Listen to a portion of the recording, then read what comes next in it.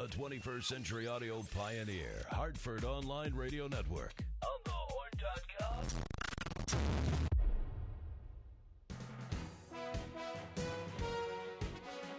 Okay, ladies and gentlemen, we've been having some technical difficulties, some of which are way beyond my pay grade. Just saying. News Talk tonight, it's going to be an abbreviated show because, well, I said so. We are dealing with some very interesting stuff coming down. There's two stories that we'll now have time for that I think bear some fleshing out. One is, I don't know if you heard, the United States Supreme Court came up with a decision today on the 1965 Voting Rights Act. Yeah, and there we go. I'm joined by co-host Brian Lee. I'm Dave Moore. Welcome to News Talk tonight.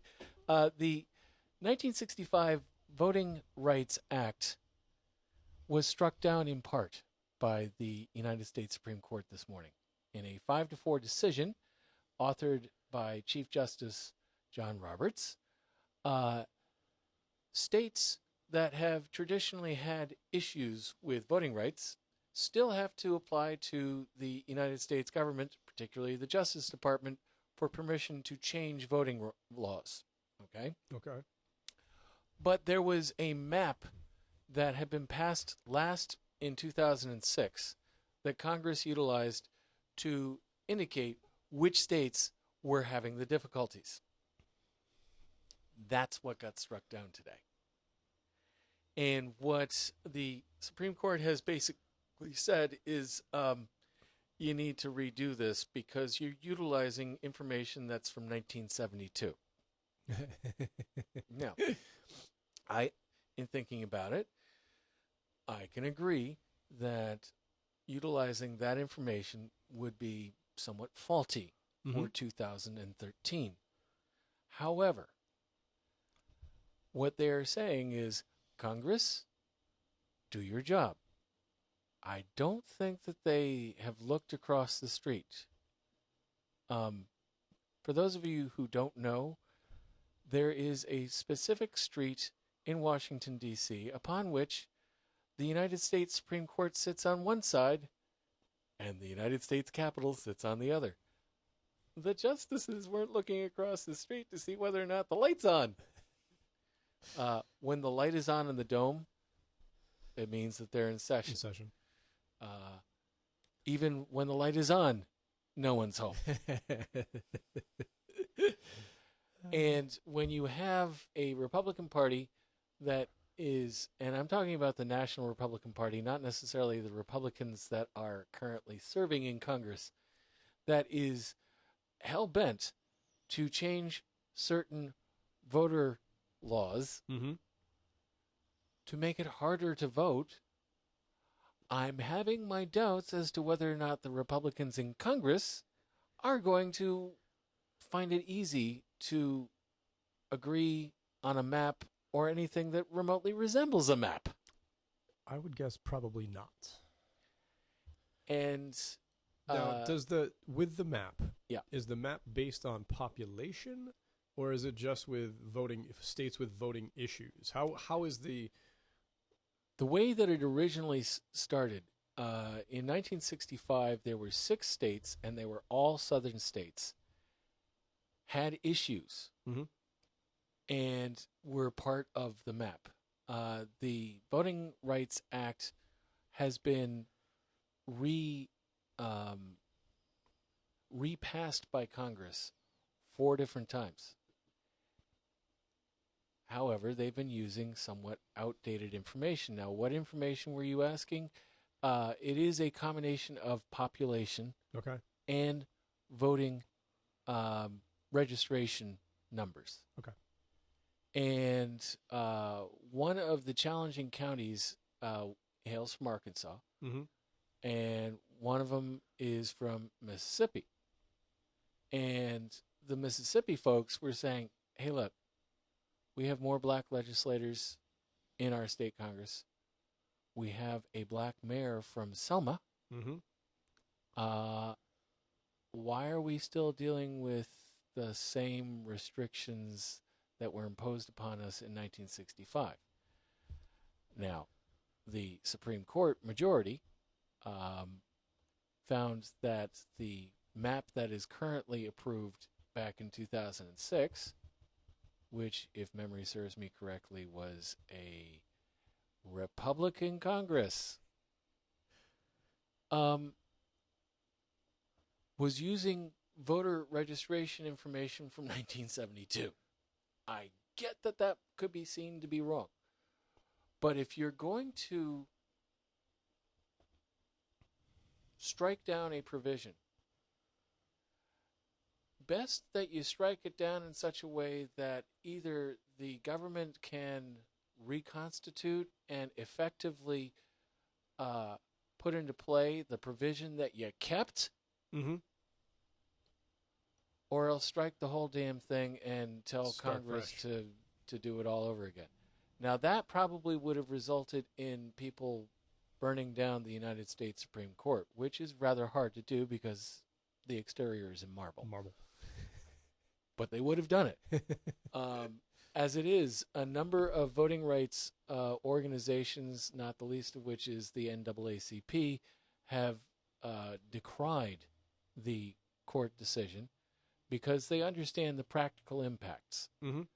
That with, now, the court is correct in saying Congress needs to do something about this. Yeah, I get it. But the other thing that the court could have done is said, you know what? The 1972 stuff is inappropriate. We are now ordering that you use 2010 or 2012 if it's available. Yeah, why not?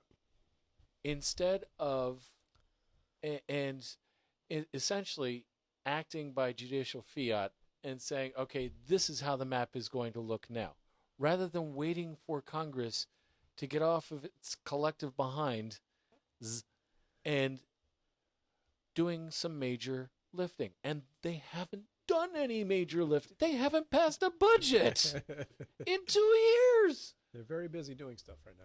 Yeah, repealing Obamacare for the 40th time. Passing legislation that allows for abortions. I'm sorry, that that prevents abortions after the 20th week. Yeah. That ain't gonna pass muster once it gets makes its way through the federal courts. It's gonna get struck down. Yes, because the court has been very clear that they're not about to throw out Roe v. Wade. Roe v. Wade, right? And Roe v. Wade was very clear about that. Same thing with Obamacare. The Affordable Health Care Act was approved by the U.S. Supreme Court. Yet Congress has done absolutely nothing to implement the same. Oops. So now we're going to ask them to redraw a map that would be necessary to use for voting rights in all 50 states. Now, at one point, there were 15 affected states. Right now, it's down to 9. Okay? That's pretty good. One of the 15, New Hampshire. Really? New Hampshire? That's like shocking. That's like a Scooby-Doo. Yeah, that's shocking. Okay. I would have expected we could probably list them off right off the top. You know, Alabama, Mississippi, Arkansas, Georgia, Florida, North Carolina, North, South Carolina, Kentucky, Tennessee, Virginia. I think that gets us to 9, right? Yeah. But the wild card there is New Hampshire. Uh-huh. Apparently, there were a couple of western states as well. Really? Like Nevada. Nevada? They also were able to opt out because they proved that they had done something. And Chief Justice Roberts, to his credit, points out how in certain of the affected counties, white registration is 72% of the eligible white voters. African American, 71% of the eligible African American voters. So they are comparable percentages, but they are not necessarily comparable numbers. Right. He also points out how, that there are a number of state legislators that have people of color. There are a number of state legislatures that have a wide variety of minorities, not just African Americans, and that there are a number of cities that are run by African Americans now. Newsflash to the Chief Justice. Look at Detroit. That had a black mayor too. Mm-hmm. But you see, Michigan has decided that for those financially irresponsible cities and municipalities and towns, if you are running a deficit, we're going to put in a financial manager and replace the entirety of the city board, etc. Not by new elections, but by this financial manager. Okay? That's an awful lot of power. Wow! That's a lot of power. Okay. So, Chief Justice Roberts... Who gets to pick this? The governor. Okay. How did they pass that? It's a very Republican House and a slightly Republican Senate and a very Republican governor. Okay. And what's even more egregious is that the prior Republican House and Senate and same governor had passed a similar law, which then went to referendum. And the state of Michigan said 57% no. What do the legislature and the governor do right after that? Well, it's a slightly new legislature. More Republicans. Let's try and jam it through. They did it again. Of course. And they didn't really make any significant changes to the law that had been thrown out by referendum. Wow. And the Chief Justice says that we've done such a good job coming from the 1960s with the racial strife and the voting atrocities that were happening. And we're so much better now in 2013. Look up north. Look to Michigan. And tell me with a straight face that really is happening. Okay? Because entire city boards have been negated. Mayors have been negated because of that particular financial manager law. Okay? This is why I take issue. And the funny thing was, it was a 4-justice decision for the majority that was joined by a concurring decision. And it was the usual rogues gallery. Alito, Scalia, Roberts, Kennedy, and Thomas was the concurring guy. And Thomas said the whole thing should go. The whole Voting Rights Act of 1965 is unconstitutional. Dude, really? On what grounds? We don't need it anymore. Yeah, I mean, you can't make this stuff up. Now, another interesting story has a little more of a local flavor because we don't have the same voting issues in Connecticut that some of these other states have. There have been some interesting practical things that certain parties have engaged in, particularly in municipalities, large municipalities, where there was potential interference with minority voters actually being able to, A, get to the polls, and B, once they got to the polls, to get in. So Connecticut is, as blue a state as it is, we still have our own issues with voting. This evening, they are meeting in Bristol. Who are they? The State Central Republican Committee. Okay. They are voting on who they are going to elect as their next state chair. Jerry Labriola is running for re-election. As of this weekend, there were 3 contenders. As of tonight, there is 1. But State Republicans, be aware. The one is kind of scary. And here's why. He was the state organizer for the Tea Party. Ah, okay. Yep. Jerry Labriola of Wallingford is running for state chair and essentially running for the heart and soul of the Republican Party. Wow. Wayne Winsley was a contender. He has since dropped out. He basically is throwing a support behind Labriola. He was saying, okay. His wife on Facebook, however, trashed the party. Trashed the party. So my guess is he got a little bit of, just a little bit of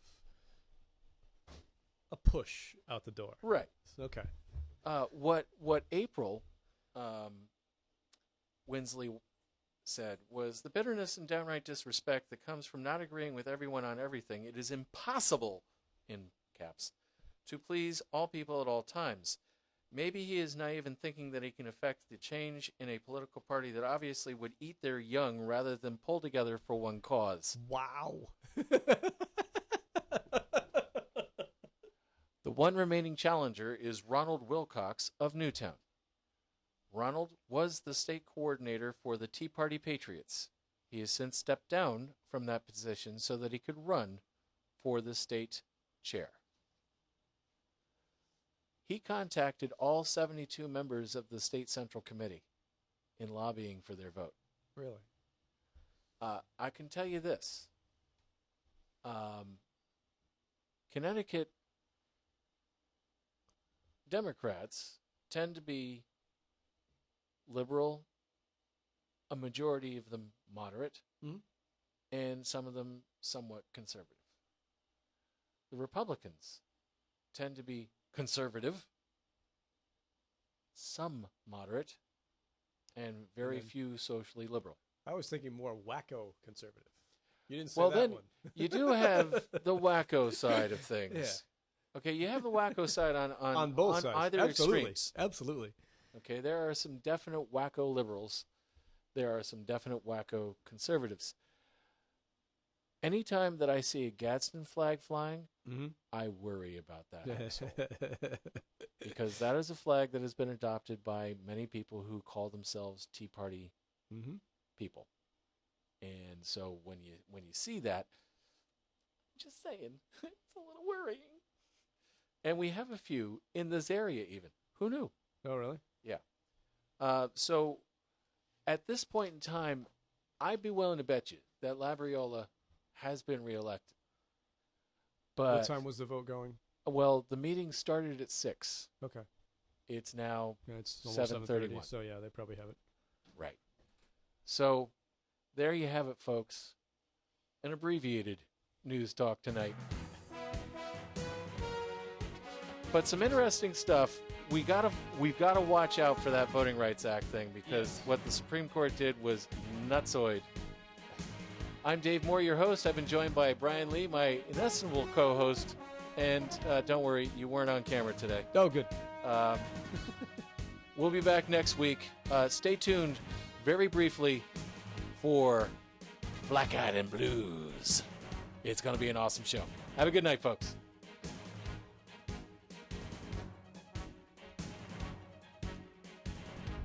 Fresh, organic, and homegrown. On the Horn.